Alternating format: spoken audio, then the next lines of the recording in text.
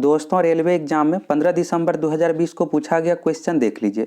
अगर आप आगामी एनटीपीसी एवं ग्रुप डी का एग्जाम देने वाले हैं तो आपके लिए यह वीडियो बहुत ही उपयोगी है। रेलवे का जो एग्जाम सबसे पहले शुरू हुआ है, मिनिस्ट्रियल एंड आइसोलेटेड कैटेगरी का सबसे पहला एग्जाम लिया गया था 15 दिसंबर 2020 को 10:30 बजे से 12 बजे के बीच में 1.5 घंटे का समय मिलता है, 90 मिनट। तो फर्स्ट शिफ्ट का यह क्वेश्चन है, तो देख लीजिए किस तरह का क्वेश्चन पूछा जा रहा है। अगर आप ग्रुप डी एवं एनटीपीसी का एग्जाम देने वाले हैं तो आपके लिए वीडियो बहुत ही उपयोगी है। आज ही की डेट में आंसर की दिया गया है, तो इसमें सभी क्वेश्चन एग्जाम में जो भी पूछा गया क्वेश्चन है, सभी क्वेश्चन को डिटेल्स में डिस्कशन के साथ डिस्कस करेंगे। क्वेश्चन जो है इंग्लिश भाषा में है, तो इसको लेकर आपको दिक्कत नहीं होगा। इसका हिंदी क्या होगा हम आप लोगों को यह भी बताएंगे। पहला क्वेश्चन है, the agreement permanent settlement of Bengal was introduced in 1793। इस क्वेश्चन में पूछा जा रहा है permanent settlement of Bengal, Bengal में अस्थायी बंदोबस्त 1793 में किसके द्वारा शुरू किया गया था। तो बंगाल में अस्थायी बंदोबस्त 1793 में हुआ था। यह जो शुरू किया गया है, गवर्नर जनरल का नाम पूछा गया है, तो लॉर्ड कॉर्नवालिस इसका सही आंसर हो जाएगा। बी ऑप्शन सही दिया हुआ है। और यहाँ से यह भी आपको याद रखना है कि बंगाल में अस्थायी बंदोबस्त 1793 में हुआ था, लॉर्ड कॉर्नवालिस के शासनकाल में। आने वाले एग्जाम में यह भी पूछा जा सकता है। अगला क्वेश्चन यहाँ पर लाल किला म्यूजियम से रिलेटेड है। इस क्वेश्चन में पूछा जा रहा है, name of the museum, museum का नाम बताए। Which is dedicated to unsung heroes of country freedom struggle, स्वतंत्रता सेनानी से संबंधित। रेड फोर्ट में कौन सा संग्रहालय है, तो आज़ादी के दीवाने सही है, यह संग्रहालय है। अगला question, El Nino is name given to the periodic. आगे मैथ रीजनिंग का भी क्वेश्चन देखने को मिलेगा, तो सभी क्वेश्चन देख लीजिए, फिर आपको पता चल जाएगा किस तरह का क्वेश्चन अभी पूछा जा रहा है एग्जाम में। अल नीनो के कारण से क्या होता है कि जल का तापमान बढ़ जाता है, तो सही आंसर हो जाएगा development of warm ocean current, warm यहाँ पर होगा। और थर्ड ऑप्शन में कोल्ड ओशन दिया हुआ है, ठंडा नहीं होता बढ़ जाता है, वार्म होगा। अगला क्वेश्चन है साइंस से रिलेटेड है, an object of mass M is made to fall. एक वस्तु का द्रव्यमान m है और इसको जो गिराया जा रहा है एक निश्चित हाइट से स्वतंत्र रूप से गिराया जा रहा है, फ्रीली लिखा हुआ है। तो इसमें कहा जा रहा है कि गिरते हुए वस्तु का ऑब्जेक्ट का यानी वस्तु का क्या होगा। पोटेंशियल एनर्जी और काइनेटिक एनर्जी दिया हुआ है। तो पोटेंशियल एनर्जी यानी स्थितिज ऊर्जा का जो सूत्र होता है पी बराबर होता है mgh, और गतिज ऊर्जा का जो सूत्र होता है 1/2 mv² होता है। तो इसी सूत्र की सहायता से इस क्वेश्चन को बनाना है। तो फर्स्ट ऑप्शन ही इसका सही होगा। इस पोटेंशियल एनर्जी डिक्रीज यानी स्थितिज ऊर्जा कम हो जाएगा और गतिज ऊर्जा काइनेटिक एनर्जी बढ़ जाएगा। अगला क्वेश्चन है, which sector covers activities where natural products are changes into finished good. इस क्वेश्चन में कहा जा रहा है अर्थव्यवस्था के क्षेत्रक से रिलेटेड है, प्राथमिक द्वितीयक तृतीयक जो क्षेत्रक होता है उसी से रिलेटेड यह क्वेश्चन है। यहाँ पर कहा गया है कि नेचुरल प्रोडक्ट्स यानी प्राकृतिक जितने भी चीज़ है उसको फिनिश्ड गुड यानी एक वस्तु के रूप में अच्छे तरीके से तैयार किया जाता है। तो कहाँ पर तैयार होगा, फैक्ट्री में ही तैयार होगा। जितनी भी प्राकृतिक चीज़ है अगर उसको वस्तु के रूप में अच्छे तरीके से बनाया जा रहा है तो ये फैक्ट्री उद्योग में होगा। तो उद्योग जो है द्वितीयक क्षेत्र के अंतर्गत है, इसलिए सेकेंडरी इसका सही आंसर हो जाएगा। कृषि से रिलेटेड जितने भी वर्क रहेगा प्राथमिक में होता है, उद्योग में कोई भी मान लीजिए फैक्ट्री में कोई भी काम हो रहा है तो यह द्वितीयक में हो जाता है। कृषि है प्राथमिक में, उद्योग हो जाएगा द्वितीयक में, और तृतीयक क्षेत्र के अंतर्गत सेवा हो गया। जैसे रेल में हमें सर्विस मिलता है, परिवहन बस के थ्रू जाते हैं, ये सभी परिवहन सेवा, मोबाइल फ़ोन, ये सभी सर्विस के अंतर्गत है, तो तृतीयक क्षेत्र के अंतर्गत है। अगला क्वेश्चन है, सिलेक्ट द, यहाँ पर रीजनिंग बनाना है। देख लीजिए इसमें क्या पैटर्न लागू हुआ है, तो इसमें आपको बताना है क्या होगा खाली स्थान में। यहाँ पर जो पैटर्न लागू हुआ, 1 का स्क्वायर किया गया है, फिर यहाँ पर 2 का स्क्वायर, 3 का स्क्वायर, 4 का स्क्वायर। अब यहाँ पर क्या होगा कि 5 का स्क्वायर करना पड़ेगा। तो 5 का स्क्वायर होता है 25, सही आंसर हो जाएगा। सिंपल से 1 2 3 4 का स्क्वायर किया गया है। अगला क्वेश्चन है, which agency regulates of functioning of the banking sector in India. Banking sector को भारत में कौन रेगुलेट करता है, तो RBI reserve bank of India के द्वारा किया जाता है। और कुछ ऑप्शन यहाँ पर देख लीजिए, ट्राई से रिलेटेड भी पूछा जाता है। तो मोबाइल जैसे नेटवर्क हो गया, वोडाफोन जियो है, इसको कौन रेगुलेट करता है, तो try telecom regulatory authority of India. इसके बाद है IRDA, यहाँ पर IRDA इस तरह से भी दे दिया जाता है, नहीं तो आई भी दिया रहेगा। तो यह जो संबंधित है बीमा क्षेत्र से, पॉलिसी से संबंधित है। और सेबी जो है शेयर मार्केट से संबंधित है, सेबी से रिलेटेड भी पूछा जाता है, securities exchange board of India. SEBI जो संबंधित है बीमा से, IRDA बीमा, सेबी शेयर मार्केट से संबंधित है, IRDA है बीमा से संबंधित है, ट्राई जो है नेटवर्क क्षेत्र से संबंधित है, और RBI बैंकिंग क्षेत्र से संबंधित है। अगला क्वेश्चन मैथ से रिलेटेड है, इस क्वेश्चन को देख लीजिए। सिंपल सा ही क्वेश्चन है, यहाँ पर दिया हुआ है a + b = 5 दिया हुआ है, समीकरण से इसको बना लीजिए, कुछ इसमें करना नहीं है। और a - b बराबर दिया हुआ है 3, दोनों को जोड़ दीजिए। समीकरण को जोड़ने पर क्या हो जाएगा, -b कैंसिल, और 2a बराबर कितना हो गया, 8 हो गया। ए का मान यहाँ से कितना आ जाएगा 4 आ जाएगा और बी का मान कितना आ जाएगा 1 आ जाएगा यहाँ से। अब यहाँ पर कहा गया है 2 इंटू ए स्क्वायर प्लस बी स्क्वायर, ए का स्क्वायर कीजिएगा 4 का स्क्वायर 16 होगा और 1 का स्क्वायर 1, तो 2 गुना 17 हो गया, गुना कर दीजिएगा 17 में 2 से 34, सही आंसर 34 ही इसका होगा। अगला क्वेश्चन है the tendency of undisturbed object to stay or rest keep moving with the same velocity is called. यहाँ पर कहा जा रहा है कि यहाँ पर ऑब्जेक्ट जो है स्थिर में है तो स्थिर ही रहना चाहता है, अगर वह गति में है तो गति में ही रहना चाहता है, तो उसको क्या कहा जाता है, इनर्शिया, जड़त्व कहा जाता है। जड़त्व में होता ही है, अगर कोई वस्तु स्थिर में है तो स्थिर ही रहना चाहेगा, अगर गति में है तो गति में रहना चाहेगा, तो उसको जड़त्व कहा जाता है। अगला क्वेश्चन है in which year was the non cooperation movement started, यानी नॉन कोऑपरेशन मूवमेंट यानी असहयोग आंदोलन, किसी से सहयोग नहीं लेना है, तो यह 1920 में शुरू हुआ था और ख़त्म कब हुआ है तो 1922 में। और किस कांड के बाद खत्म हुआ था यह भी पूछा जाता है। चौरा चौरी कांड उत्तर प्रदेश में हुआ था, इसके बाद असहयोग आंदोलन को गांधी जी द्वारा खत्म कर दिया गया, 1922 में खत्म हो गया।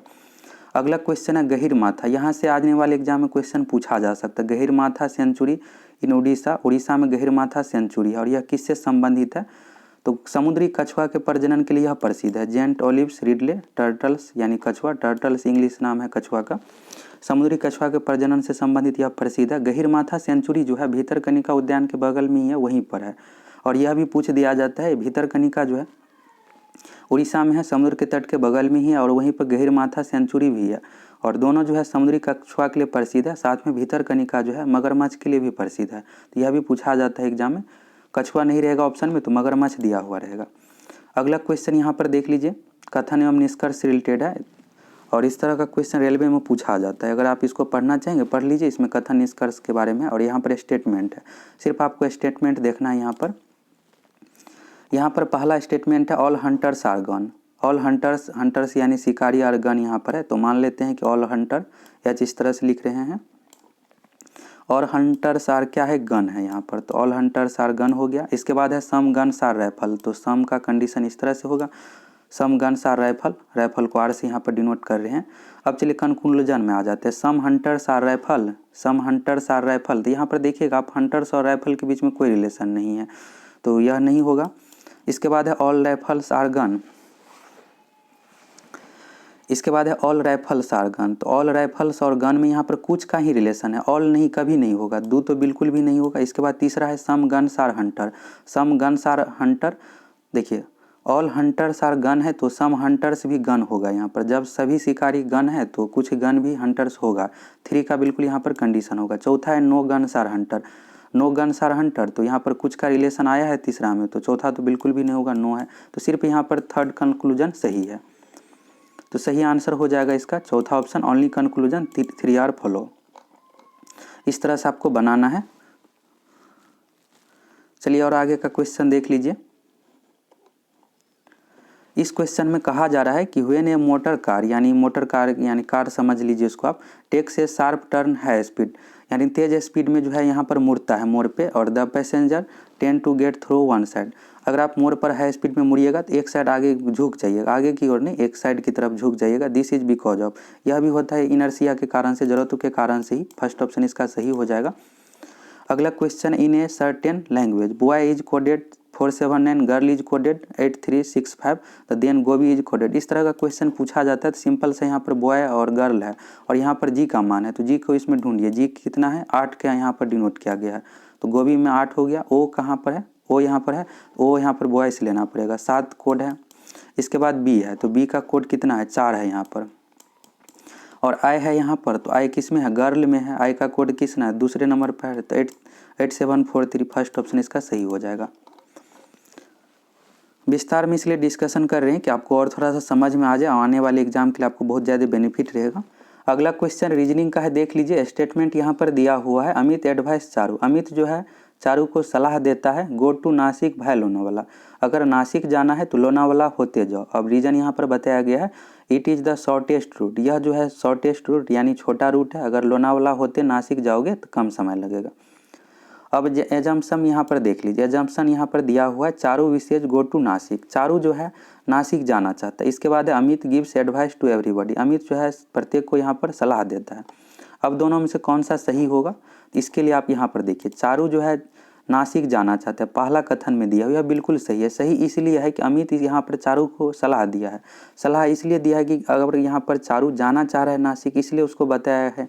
हो सकता है कि अमित से पूछा होगा कि हमें नासिक जाना है या जा रहे हैं, तो यहाँ पर अमित सलाह दिया है कि लोनावाला हेते जाओ, तो इसलिए चारू यहाँ पर नासिक जाना चाहती है, यह बिल्कुल सही है। इसके बाद अमित गिव्स एडवाइस एवरीबॉडी, यह सही नहीं होगा। क्यों नहीं सही होगा?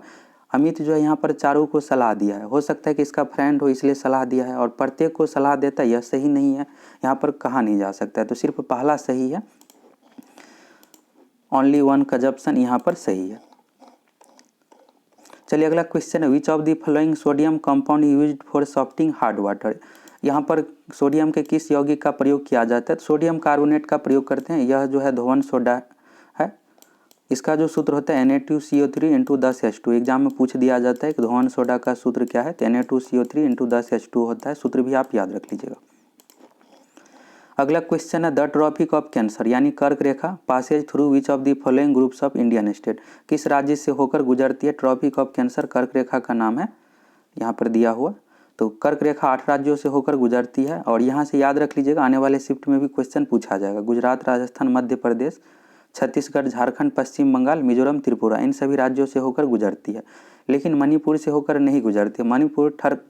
मणिपुर कर्क रेखा के ठीक उत्तर है। बिहार भी कर्क रेखा के उत्तर में है, तो यहाँ पर देख लीजिए सेकंड सही है। राजस्थान, झारखंड, वेस्ट बंगाल, मिजोरम से होकर गुजरती है। फर्स्ट ऑप्शन में बिहार दे दिया है, बिहार से होकर नहीं गुजरती है। थर्ड में देखिएगा यहाँ पर जम्मू कश्मीर दे दिया गया है, तो नहीं गुजरती है। इसके बाद यहाँ पर दे दिया गया छत्तीसगढ़, तो छत्तीसगढ़ से यहाँ पर उत्तर प्रदेश दे दिया गया है, उत्तर प्रदेश से होकर नहीं गुजरती है। चलिए अगला क्वेश्चन है, select the option that is related to the third term same way. यहाँ पर आपको बताना है पहला का यहाँ पर दूसरा से जो रिलेशन है वही तीसरा का चौथा से क्या रिलेशन होगा। स्नैक है और रेप्टाइल है। स्नैक यानी सांप हो गया, रेप्टाइल यानी सरीसृप। सांप बिल्कुल सरीसृप है, और व्हेल जो है मैमल यानी स्तनधारी है, बिल्कुल सही होगा। व्हेल जो है बच्चा देती है, मैमल का उदाहरण है। अब यहाँ पर मैथ का क्वेश्चन है, तो ये देख लीजिए कैसा क्वेश्चन पूछा गया। क्षेत्रमिति का क्वेश्चन है, बहुत ज़्यादा टफ क्वेश्चन नहीं है। और इसको बनाना कैसे है, इस क्वेश्चन में कहा गया the capacity of cylinder tank is 704 metre cube. आयतन का जो यूनिट होता है मीटर क्यूब होता है, बिल्कुल यहाँ पर दिया हुआ है। कैपेसिटी ऑफ सिलेंडर यानी यहाँ पर सिलेंडर बेलनाकार, सिलेंडर जो होता है बेलनाकार होता है, इस तरह का शेप में होता है, तो यहाँ पर बेलन आपको प्रयोग करना पड़ेगा। और इसकी कैपेसिटी जो दिया हुआ है यानी क्षमता जो है 704 मीटर क्यूब है, यानी आयतन हो गया 704 मीटर क्यूब। इसके बाद दिया if the depth of tank की 14 मीटर, डेप्थ यानी यहाँ से लेकर यहाँ तक दिया हुआ है 14 मीटर दिया हुआ है, यहाँ से लेकर यहाँ तक 14 मीटर है। और then the radius of the base of tank की, तो बेस का यहाँ पर ये जो आधार है यहाँ पर इसका रेडियस क्या होगा, इतना लेंथ आपको बताना है, और यहाँ पर आपको निकालना है। और एच दिया हुआ है, एच कितना है 14 मीटर हो गया। क्षमता दिया हुआ यानी आयतन दिया हुआ है 704 मीटर क्यूब दिया हुआ है। अब इसको बनाना कैसे है, तो सिंपल सा बना लीजिए, सूत्र लगा दीजिए। बेलन का आयतन बराबर सूत्र जो होता है पाई स्क्वायर एच होता है। पाई का मान यहाँ पर 22/7 लिखा भी है, और पाई का मान 22/7 होता है। इसके बाद हो गया आर स्क्वायर आपको निकालना है। एच का मान कितना है 14 है, बराबर में 704 रख दीजिए, 704 ही दिया हुआ है।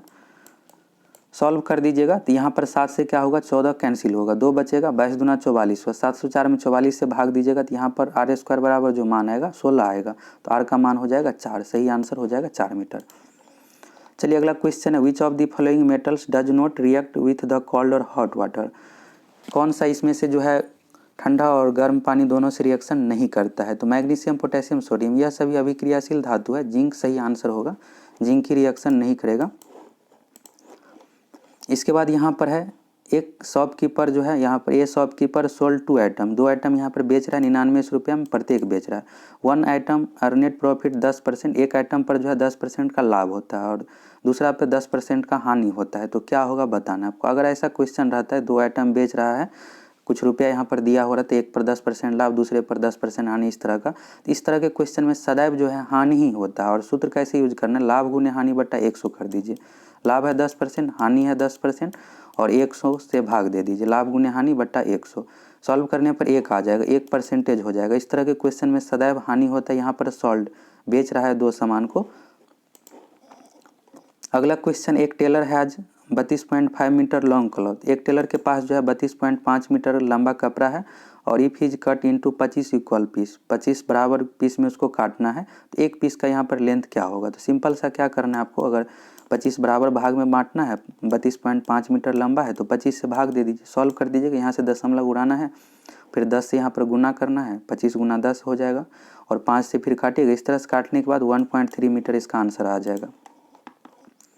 अगला क्वेश्चन है which of the following has the same unit of measurement SI unit as that force.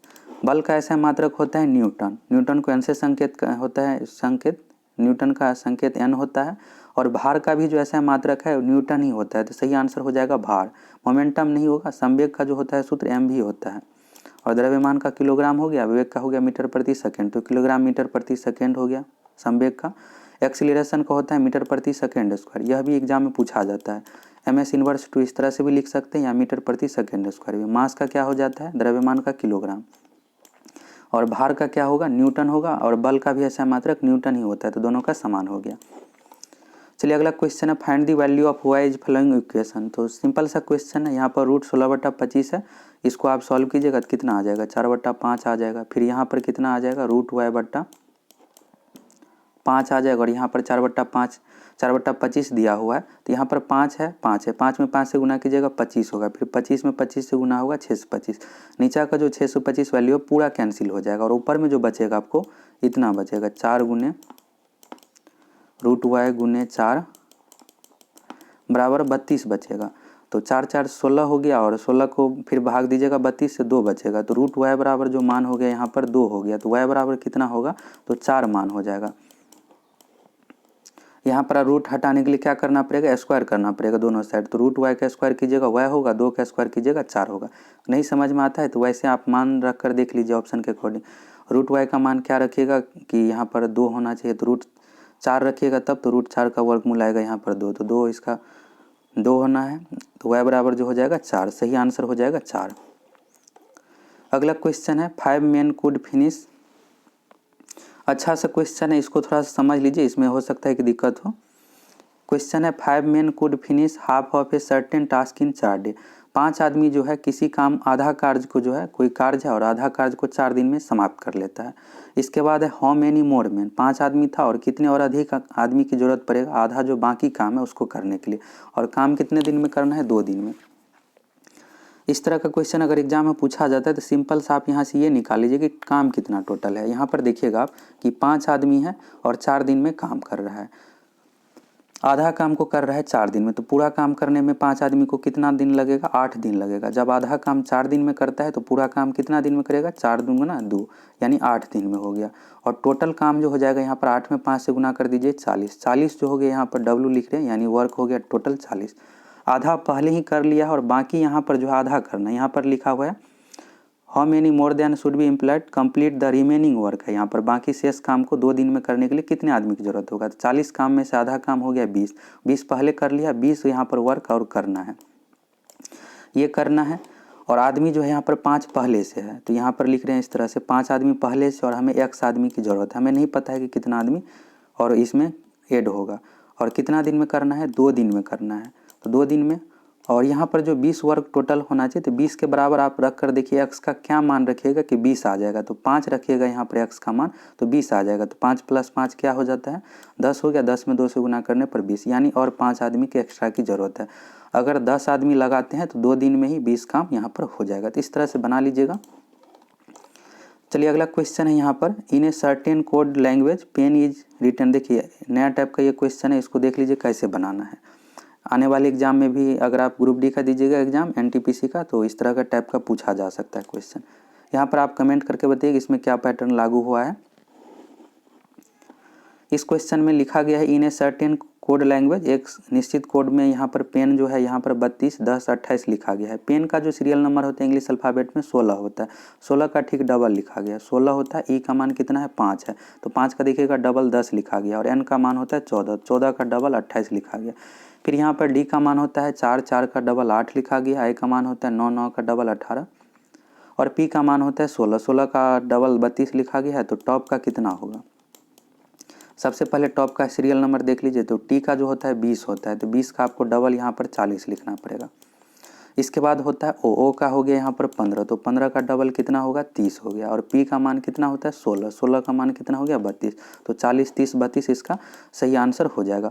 हो सकता है कि आने वाले एग्जाम में आप लोगों को इस तरह का टाइप देखने को मिलेगा, फिर आप एग्जाम में बना लीजिएगा, पहले से पता है टाइप तो। और जितने भी शिफ्ट का एग्जाम हुआ है सभी शिफ्ट का क्वेश्चन डिस्कस करेंगे इसी तरह से। अब यहाँ पर स्टेटमेंट से रिलेटेड देख लीजिए। The teacher is always angry, यहाँ पर टीचर जो है हमेशा क्रोध होता है, गुस्साता है। और no intelligent person is always angry, कोई अगर तेज व्यक्ति है तो कभी यहाँ पर गुस्साएगा नहीं। दोनों में यहाँ पर ऑलवेज ही लगा है, यहाँ भी ऑलवेज। अब यहाँ पर कंक्लूजन में है the teacher is not intelligent, तो यहाँ पर ये कंक्लूजन तो यहाँ पर सही नहीं होगा। इसके बाद है द, ये कंक्लूजन बिल्कुल सही होगा, द टीचर इज इंटेलिजेंट। दूसरा यहाँ पर सही नहीं होगा, दूसरा गलत होगा, the teacher is not intelligent. यहाँ पर देखिएगा कि no intelligent person is always angry, अगर कोई तेज व्यक्ति है तो कभी यहाँ पर गुस्साएगा नहीं, ठीक है। और teacher is always angry, teacher हमेशा गुस्सा आता है, तो इस कारण से यहाँ पर टीचर जो है इंटेलिजेंट तेज नहीं होगा। तो पहला सही है और दूसरा गलत है, टीचर इज इंटेलिजेंट दिया हो ये गलत हो जाएगा, तो चौथा सही हो जाएगा। चलिए अगला क्वेश्चन है यहाँ पर पेपर है पल्प है, पेपर और पल्प के बीच क्या रिलेशन है, तो कैंडल का आपको बताना है। पेपर यानी कागज हो गया और पल्प मीन्स होता है गुदा भी होता है और लुगदी। पेपर जो बनाया जाता है लुगदी से, तो सही है। कैंडल किस चीज़ से बनाया जाएगा यानी मोमबत्ती, तो वैक्स से बनाया जाता है, पेट्रोलियम जेली से। सही आंसर हो जाएगा थर्ड वैक्स। अगला क्वेश्चन फिर यहाँ पर कथन निष्कर्ष रिलेटेड है। क्वेश्चन है ऑल पैरोट्स आर क्रो, यानी सभी तोता जो है यहाँ पर कौवा है, क्रो यानी कौवा है। ऑल पैरोट्स आर, पैरोट का इस तरह से लिख रहे हैं और ऑल पैरेट आर क्रो दिखाना है, तो इसको पूरा इस तरह से लिखना पड़ेगा। क्रो हो गया, सी क्रो। इसके बाद है सम पैरेट्स आर वोल्व्स, यानी कुछ पैरेट्स जो है यहाँ पर वोल्व्स यानी भेड़िया है, डब्ल्यू से यहाँ पर डिनोट कर रहे हैं। चलिए कंक्लूजन देख लीजिए। सम ओल्स आर पैरोट, सम ओल्स और पैरेट देखिएगा यहाँ पर कुछ का रिलेशन है, दोनों पे यहाँ पर आया हुआ है कुछ, तो सही हो जाएगा। इसके बाद है सम ओल्स आर क्रो, यानी सम ओल्स आर क्रो, ये भी होगा क्योंकि देखिएगा ऑल पैरोट्स जो है क्रो है, तो यहाँ पर इस ओल्स के साथ भी कुछ रिलेशन यहाँ पर हो सकता है, तो पहला दूसरा दोनों सही है। बोथ कंक्लूजन पहला और दूसरा सही है। अगला क्वेश्चन है which of the following disease is not prevented by vaccination, यानी वैक्सीन से कौन सा इसमें रोका नहीं जा सकता है। टीबी का, ट्यूबरकुलोसिस टीबी दिया हुआ है, टीबी जो है बैक्टीरिया जनित बीमारी और इसका बिल्कुल टीका आ गया है, ये जो हो जाएगा सही आंसर नहीं होगा, ये टीबी का बिल्कुल टीका है। इसके बाद है मसल्स, मसल्स खसरा है, यह जो होता है विषाणु के कारण से, यह बच्चों में होता है, तो इसका भी टीका है, टीका के द्वारा रोका जा सकता है। लेकिन एथलीट फुट्स जो है कवक के कारण से होता है, पैर में होता है एथलीट फुट्स, और इसमें जो है पैर जो हो जाता है मोटा फूल करके, तो एथलीट फुट्स को जो है वैक्सीन के द्वारा नहीं रोका जा सकता। यह जो है एथलीट फुट्स कवक के कारण से होता है ना। मप्स यहाँ पर दिया हो, मप्स जो है गलसुआ हुआ, यह भी विषाणु के कारण से, इसको भी टीका से रोका जा सकता है, थर्ड ही सही है। और यहाँ से एग्जाम में ये पूछ दिया जाता है कि टीबी किसके कारण से होता है। टीबी बैक्टीरिया हो गया, मसल्स यानी खसरा जो हो गया विषाणु के कारण से, एथलीट फुट्स कवक के कारण से, और मप्स यानी गलसुआ जो है विषाणु के कारण से। तो यह भी पूछा जाता है किसके कारण से कौन सा रोग होता है। चलिए यहाँ पर रीजनिंग का देख लीजिए। कथन निष्कर्ष है यहाँ पर ऑल फिश आर डॉल्फिन, यानी सभी, यहाँ पर ऑल नहीं है, सम फिश आर डॉल्फिन है। यहाँ पर फिश लिख रहे हैं, अब हो गया सम फिश क्या है डॉल्फिन है, इस तरह से हो गया डॉल्फिन। अब चलिए इसके बाद है all dolphins are whales, all dolphins क्या है व्हेल्स है। कंक्लूजन है some whales are fish, some whales are fish. यहाँ पर देखिएगा ऑल डॉल्फिन आर व्हेल्स, और यहाँ पर व्हेल का जो है फिश के साथ भी यहाँ पर कुछ का रिलेशन है, तो यह सही होगा। इसके बाद है some fish are whales, some fish भी व्हेल्स होगा, दोनों सही है। बोथ कंक्लूजन पहला दूसरा सही यहाँ पर हो जाएगा। अगला क्वेश्चन है who established the depressed classes association, तो यह जो शुरू किया है डॉक्टर भीमराव अंबेडकर, इसका सही आंसर हो जाएगा 1930 में यह शुरू किया गया था डॉक्टर भीमराव अंबेडकर द्वारा। अगला क्वेश्चन है हु पब्लिश्ड द न्यूज़पेपर संवाद कौमुदी, 1821 में प्रकाशित किया गया था, यह एक बंगाल समाचार पत्रिका है संवाद कौमुदी, राजा राम मोहन राय द्वारा। सही आंसर हो जाएगा राजा राम मोहन राय। वर्ष भी यहाँ से याद रख लीजिएगा 1821 ईस्वी में, बंगाली समाचार पत्र था। अगला क्वेश्चन है सिलेक्ट द, यहाँ पर आपको बताना है सीरीज में क्या होगा, तो जे है, इसके बाद एल है, ओ है और एस है। तो जे में क्या किया गया, यहाँ पर 2 जोड़ा गया है, जे के बाद क्या हो जाता है के एल, 2 ऐड किया गया, यहाँ पर 3 ऐड किया गया, यहाँ पर 4 ऐड किया गया और यहाँ पर 5 ऐड होगा। ओ में 4 ऐड कीजिए एस हो जाएगा, ओ के बाद क्या होगा पी हुआ, क्यू हुआ, आर हुआ, एस हुआ, और एस में 5 आपको ऐड करना है। तो एस में अगर आप 5 प्लस ऐड कीजिएगा तो एक्स हो जाएगा। एस के बाद क्या है, टी है, यू है, भी है, डब्ल्यू है, एक्स है, एक्स हो जाएगा सही आंसर। इस तरह से ऐड किया गया। चलिए अच्छा सा क्वेश्चन यह भी है, इसको देख लीजिए कैसे बनाना है। इस तरह का क्वेश्चन एग्जाम में पूछेगा तो फिर दिक्कत हो जाएगा। अगर आप पहले से देखे हुए हैं क्वेश्चन तो बना लीजिएगा। होता क्या है कि एग्जाम में जो है यहाँ पर पैटर्न यही रहेगा, सिर्फ यहाँ पर वैल्यू चेंज किया जाएगा। अगर इस एग्जाम में क्वेश्चन आया है तो आने वाले और आपको 2-4 शिफ्ट में जरूर इस तरह का क्वेश्चन देखने को मिलेगा। सिर्फ वैल्यू चेंज रहेगा, सेम क्वेश्चन पूछा भी जा सकता है, नहीं तो वैल्यू चेंज। अब देखिए इस क्वेश्चन में कहा क्या गया है,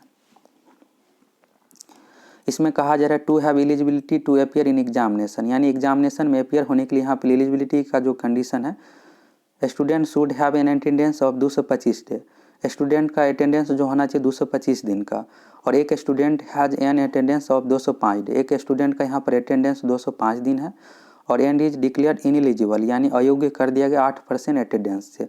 तो what is the total number of school working day, यानी कितना दिन का स्कूल था, 225 दिन यहाँ पर टोटल यहाँ पर जो है अटेंडेंस होना चाहिए, लेकिन स्टूडेंट यहाँ पर अपियर कितना दिन हुआ है, 205 दिन अपियर हुआ है, और उसे अयोग्य घोषित कर दिया गया 8% अटेंडेंस से, यानी 25 दिन यहाँ पर देखिएगा 225 दिन होना चाहिए, लेकिन 205 दिन ही गया है स्टूडेंट क्लास में अपियर हुआ है, तो 20 दिन यहाँ पर कम गया है, और इस कारण से जो है उसे अयोग्य घोषित कर दिया गया। इसी 20 दिन के कारण से अगर 20 दिन और चला जाता, क्लास में अपियर हो जाता, तो फिर उसे एग्जाम देने दिया जाता। तो 20 दिन के कारण से अयोग्य हुआ है, और यहाँ पर परसेंटेज देखिएगा 8% अटेंडेंस दिया हुआ है कम है, तो 8% का मान यहाँ पर 20 रख दीजिए, और 100% का मान निकाल दीजिए, यही इसका आंसर हो जाएगा। तो 100% का मान कितना हो जाएगा, 20/8 गुने 100 हो जाएगा। अब इसको सॉल्व कर दीजिएगा तो 250 इसका आंसर आ जाएगा, सही आंसर हो जाएगा। अब इस तरह का क्वेश्चन में आपको करना क्या है, फिर से एक बार समझ लीजिए। यहाँ पर क्लास में अटेंडेंस होना कितना चाहिए, 225 दिन, स्टूडेंट गया कितना दिन है, 205 दिन गया है, कम कितना दिन है, 20 दिन है, और यहाँ पर अयोग्य कितना % से घोषित किया गया, 8% से।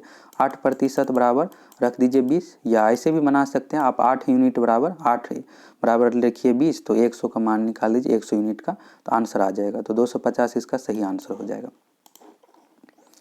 अगला क्वेश्चन है pick the odd one out, इसमें से आपको विषम का पता लगाना है। 3 एक समान है, चौथा अलग है। मिलीग्राम, किलोग्राम, ग्राम, तीनों जो है द्रव्यमान का मात्रक, इससे वजन मापते हैं, लेकिन मीटर से जो है लंबाई मापते हैं, यानी दूरी मापते हैं, तो मीटर जो है अलग है, तीनों एक समान है। अगला क्वेश्चन ब्लड रिलेशन से रिलेटेड है, इसमें आपको बताना है। इस तरह का क्वेश्चन एग्जाम में पूछा जाता है, तो देख लीजिए कैसे बनाना है। राघव सेड टू सिया, राघव ने सिया से कहा today I met the only sister, आज मैं मिलूंगा son of my maternal grandmother, grandmother यहाँ पर दिया हुआ है, मैटरनल ग्रैंड मदर यानी नानी दिया हुआ है। ग्रैंड मदर मिस होता है दादी भी, लेकिन मैटरनल लिखा हुआ है इसलिए नानी हो जाएगा। और इसके बाद है whom did Raghav meet, Raghav किससे मिला है ये आपको बताना है। यहाँ पर नानी दिया हुआ है और सन ऑफ माई नानी, तो नानी का बेटा है। ओनली सिस्टर ऑफ, नानी के बेटा की एक ही बहन है यहाँ पर, तो कौन होगा, तो राघव की माँ ही होगा। अगर 2 सिस्टर रहता तब यहाँ पर मौसी भी हो सकता था, यहाँ पर एक ही महिला है, ओनली सिस्टर एक ही महिला है, तो राघव की माँ होगा यहाँ पर, मदर इसका सही आंसर हो जाएगा। अगला क्वेश्चन भी ब्लड रिलेशन से रिलेटेड ही है, तो इसको आपको बनाना पड़ेगा, स्ट्रक्चर बनाकर पूरा इसका डायग्राम बनाकर, जैसे यहाँ पर है रोज इज बैचलोरेट या मंगोली ओनली सिस्टर, इस तरह से सभी का रिलेशन जोड़ना पड़ेगा, फिर बना सकते हैं आप इस क्वेश्चन को। अगला क्वेश्चन है the side of equivalent triangle, equilateral यहाँ पर है, इक्विलैटरल मीन्स हो जाता है यहाँ पर समबाहु त्रिभुज। Equilateral triangle of ABC is 18 centimetre, समबाहु त्रिभुज के भुजा यहाँ पर एबीसी एक समबाहु त्रिभुज है, भुजा दिया हुआ 18 centimetre. Find the side of another equilateral triangle PQR whose area is 9 times of area of triangle ABC. अब इसको बनाना कैसे है, ये त्रिभुज एबीसी की भुजा यहाँ पर 18 सेंटीमीटर, और समबाहु त्रिभुज का क्षेत्रफल बराबर जो सूत्र होता है √3/4 गुने भुजा स्क्वायर, भुजा को यहाँ पर ए मान रहे हैं, ए स्क्वायर होता है। अब यहाँ पर त्रिभुज एबीसी का क्या हो जाएगा क्षेत्रफल, इसको थोड़ा सा देख लीजिए, एग्जाम में अगर पूछ दिया जाएगा तो अगर नहीं पता है आपको तरीका बनाने का तो फिर दिक्कत हो जाएगा। बहुत आसान ही क्वेश्चन है। एबीसी का क्षेत्रफल कितना हो जाएगा, √3/4 गुने भुजा स्क्वायर, भुजा कितना दिया 18 दिया, 18 गुने 18 हो गया। अब इस क्वेश्चन में कहा जा रहा है पी क्यू का जो क्षेत्रफल है, समबाहु त्रिभुज पी क्यू का क्षेत्रफल एबीसी का 9 गुना है, यहाँ पर हम 9 गुना कर देते हैं, बराबर कर रहे हैं पी क्यू का क्षेत्र, पी क्यू आर का क्षेत्रफल। तो पी क्यू आर का क्षेत्रफल यहाँ पर साइड में यहाँ पर जो लिख रहे हैं पी क्यू आर लिख रहे हैं, और पी क्यू का आर का क्या हो जाएगा √3/4, इसमें भी होगा, भुजा स्क्वायर, भुजा हमें नहीं पता है तो यहाँ पर हम क्या मान लेते हैं, x मान लेते हैं, भुजा एक्स स्क्वायर है। अब इसको सॉल्व कर दीजिए। सिंपल सा यहाँ पर आपको क्या करना है, ABC का जो क्षेत्रफल, ABC का इतना क्षेत्रफल है, इसमें 9 से गुना कर दीजिए, बराबर में फिर से √3/4 और PQR में भुजा मान लीजिए कुछ भी, x मान लिए और बराबर कर दिए। √3/4 से √3/4 कैंसिल हो गया, 18 × 18 × 9 बराबर x स्क्वायर है। तो x का मान क्या हो जाएगा, यहाँ से 18 × 18 2 बार है तो 1 18 बचेगा, x स्क्वायर है तो वर्गमूल निकालने पर, और 9 का फिर वर्गमूल निकालिएगा तो 3 हो जाएगा। तो 18 × 3 कितना हो गया, 54 हो गया। तो इस तरह से PQR त्रिभुज, PQR का कितना हो गया, भुजा 54 हो गया। सही आंसर हो जाएगा 54। अगला क्वेश्चन करेंट अफेयर से रिलेटेड है। Which country will be hosting 2023 Asian football confederation का आयोजन किस देश के द्वारा किया जाएगा, तो चीन के द्वारा 2023 में आयोजन किया जाएगा। अगला क्वेश्चन रीजनिंग का है। यहाँ पर T13 P11 L9 दिया हुआ, आपको बताना है T का मान कितना होता है इंग्लिश अल्फ़ाबेट सीरियल नंबर में 20 होता है, और P का मान कितना है 16 है, I का मान कितना है, यहाँ पर I नहीं है L है, तो L का मान है 12। लेकिन यहाँ पर देखिएगा आपकी 13 लिखा गया, यानी कितना कम किया गया है, 7 कम किया गया है। और यहाँ पर कितना कम किया गया है, 5 कम किया गया है। यहाँ पर कितना कम किया गया है, 3। अब यहाँ पर देखिएगा आपकी 7 कम किया गया है, 5 कम किया गया है, 3 किया गया है, तो अगला में कितना कम किया जाएगा, 1 कम किया जाएगा यहाँ पर। तब तो होगा यहाँ पर विषम संख्या 1 3 5 7 9 11 13 17 इस तरह से, तो 1 यहाँ पर कम किया जाएगा। तो यहाँ पर जो भी मान आएगा उसमें 1 कम किया जाएगा। तो इस क्वेश्चन का जो सही आंसर हो जाएगा, H का मान कितना है, 8 है, तो 8 में से यहाँ पर क्या किया जाएगा, 1 कम करके 7 लिखा जाएगा। और दूसरा भी यहाँ पर देखना है, 13 है, 11 है, 9 हो गया, अब यहाँ पर 7 ही नहीं लिखा जाएगा, तो H7 हो जाएगा सही आंसर। अगला क्वेश्चन देख लीजिए यहाँ पर। The government of India has taken many step to protect flora and fauna of the country, which of the following is not one of the step. तो सही आंसर सेकेंड ही इसका हो जाएगा, technical and financial assistant has been denied many. चलिए अगला question, read of the below statement and select the correct option. संविधान से रिलेटेड यह क्वेश्चन है। Democracy is the better from government because it, लोकतंत्र जो है यहाँ पर सरकार को बेहतर बनाता है। पहला है यहाँ पर promotes equality among citizen, equality यानी समानता, सभी नागरिक के बीच यहाँ पर समानता देता है, तो सही है बिल्कुल। संविधान हमें सभी नागरिकों के लिए समानता देता है। इसके बाद है allows room to correct mistake, यहाँ पर अगर संविधान में किसी प्रकार का मिस्टेक है तो उसको संशोधन भी कर सकते हैं, बिल्कुल समय समय पर संविधान में संशोधन भी किया जाता है, और सरकार के भी ऑर्डर में किसी प्रकार का त्रुटि रहता है फिर इसमें संशोधन किया जाता है, दूसरा भी सही है। इसके बाद है does not leave any room of equality decision making, तो तीसरा जो यहाँ पर गलत दिया हुआ है, पहला दूसरा सही होगा। Allows room to correct mistake means ये होता है कि किसी प्रकार का मिस्टेक है तो उसमें संशोधन किया जाएगा। अगला क्वेश्चन है यहाँ पर देख लीजिए, माध्य माध्यिका बहुलक से रिलेटेड एग्जाम में क्वेश्चन रेलवे में पूछा जाता है, तो इस टॉपिक को देख लीजिएगा, 1 से 2 क्वेश्चन आपके भी शिफ्ट में पूछा जा सकता है। क्वेश्चन है if the median of the number, यहाँ पर दिया हुआ है, प्रेक्षण दिया हुआ है, और जिसकी माध्यिका यहाँ पर मीडियन मीन्स होता है माध्यिका 10 है, तो then the value of x आपको बताना है, x का मान क्या होगा। तो माध्यिका निकालने के लिए सबसे पहले आपको क्या करना है, यहाँ पर प्रेक्षण काउंट करना है। तो x+1 x+3 x+5 x+7 x+9 है, टोटल यहाँ पर x+11, टोटल जो प्रेक्षण है 6 है। अगर प्रेक्षण विषम आता है तो सीधा आपको क्या करना है, जैसे मान लीजिए 7 आ गया तो 1 प्लस करके 2 से भाग दे दीजिए, 7 आ गया तो 7 में 1 जोड़िएगा 8 होगा, 8 में 2 से भाग दीजिएगा 4, चौथे नंबर का प्रेक्षण जो है माध्यिका हो जाता है। लेकिन अगर सम आ गया जैसे 6 है तो तीसरे और चौथे प्रेक्षण का यहाँ पर माध्य लेना पड़ेगा, एवरेज लेना पड़ेगा, फिर उसके बराबर आपको रखना पड़ेगा, औसत निकालना पड़ेगा। तो यहाँ पर देखिएगा पहला x+1 है, दूसरा x+3 है, तीसरा x+5 है, तो तीसरा और चौथा का यहाँ पर एवरेज लेना है, पहला दूसरा तीसरा, तीसरा जो है x+5 है और चौथा कितना है x+7 है, तो x+7 हो गया, और एवरेज औसत निकालना है दोनों को, बट्टा 2 हो गया, और यह जो है माध्यिका के बराबर होगा, यही माध्यिका होगा। अगर यहाँ पर 10 5 रहता ना इस तरह से तो 2 से भाग देने पर मान ही आ जाता है, लेकिन x के टर्म में है इसलिए यहाँ पर 10 मान दिया गया है, 10 हो गया। अब इसको सॉल्व कर दीजिए, तो x+5 x+7 दोनों को जोड़ने पर कितना हो जाएगा, 2x + 12 हो जाएगा, 2x + 12 बराबर 10 × 2 बराबर 20 हो गया, तो 2x बराबर कितना हो जाएगा, 8 हो जाएगा यहाँ पर, तो x का मान हो जाएगा यहाँ से 4, तो सही आंसर हो गया 4। इस टॉपिक को देख लीजिएगा। माध्यिका निकालने के लिए अगर विषम रहता है तो +1 करके 2 से भाग देने पर वहीं परीक्षण मान हो जाता। अगर यहाँ पर 7 रहता ना तो 7 में 1 जोड़ते 8 होगा, 8 में 2 से भाग देने पर चौथे नंबर का परीक्षण डायरेक्ट आंसर होता। लेकिन अगर सम आ जाता है तो दोनों का एवरेज लेना पड़ता है। तो तीसरे और चौथे का इसमें एवरेज लिए, x + 5 + x + 7/2 बराबर 10 किए, x का मान यहाँ से आ गया। अगला क्वेश्चन है which of the following terms means, यहाँ पर एक वाक्य दिया हो और इसका क्या मतलब है आपको बताना है। पॉलिटिकल साइंस से रिलेटेड यह क्वेश्चन है। All of us should behave as if we are members of same family. Same family का हम एक सभी सदस्य है तो क्या होगा। लिबर्टी मीन्स जो होता है स्वतंत्रता होता है, इक्वलिटी समानता, जस्टिस न्याय हो गया। फ्रेटर्निटी इसका हो जाएगा बंधुत्व, बंधुता यानी भाईचारा, हम सभी भाई भाई है, इसका मीन्स हुआ। अगला क्वेश्चन है compounds with identical molecular formula but different structure are called. यहाँ पर जो है मोलिकुलर फार्मूला सेम होता है लेकिन स्ट्रक्चर अलग अलग होता है। जैसे मान लीजिए यहाँ पर C6 है तो इसको आप इस तरह से भी लिख सकते हैं H6C6। फार्मूला सेम ही रहेगा लेकिन स्ट्रक्चर अलग अलग होता है इसमें। तो इसको जो कहा जाता है आइसोमर कहा जाता है। हिंदी नाम हुआ इसका समा अवयवी। आइसोबार आइसोटॉप नहीं होगा, एलोट्रॉप्स भी नहीं होगा, आइसोमर्स इसका सही आंसर होगा।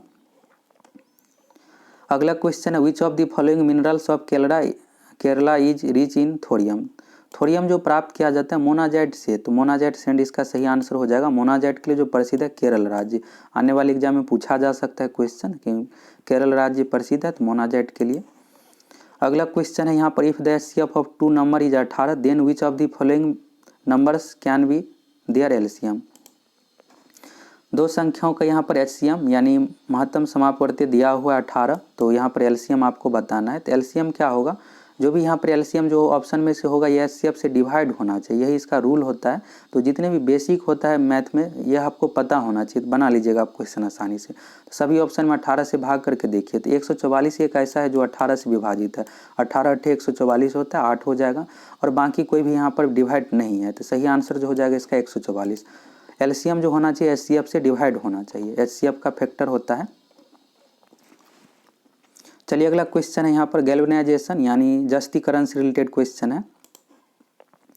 Galvanisation is a method of protecting steel and iron. Iron यानी लोहा हो गया, फ्रॉम रस्टिंग, जंग से बचाने के लिए कोटिंग एक लेयर चढ़ा दिया जाता है। तो जिंक का लेयर चढ़ाया जाता है जस्तीकरण में। अगर हिंदी रहता तो यहाँ पर जस्तीकरण लिखा रहता।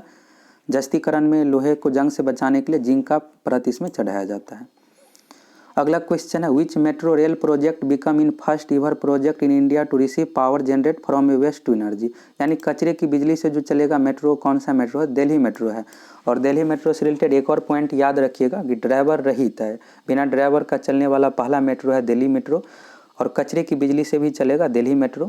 रेलवे एग्जाम में टोटल 100 क्वेश्चन पूछा जाता है। इसके लिए जो समय दिया जाता है 90 मिनट 1.5 घंटा का समय दिया जाता है। इससे आगे का जो क्वेश्चन है इंग्लिश लैंग्वेज भाषा पेपर से संबंधित है। यह जो पोस्ट है जूनियर ट्रांसलेटर का, इसमें जो काम रहेगा ट्रांसलेट करना, इसलिए 50 क्वेश्चन जो है इंग्लिश से पूछा गया है और 50 क्वेश्चन जीके हो गया, मैथ हो गया, साइंस, इन सभी विषय से पूछा गया है।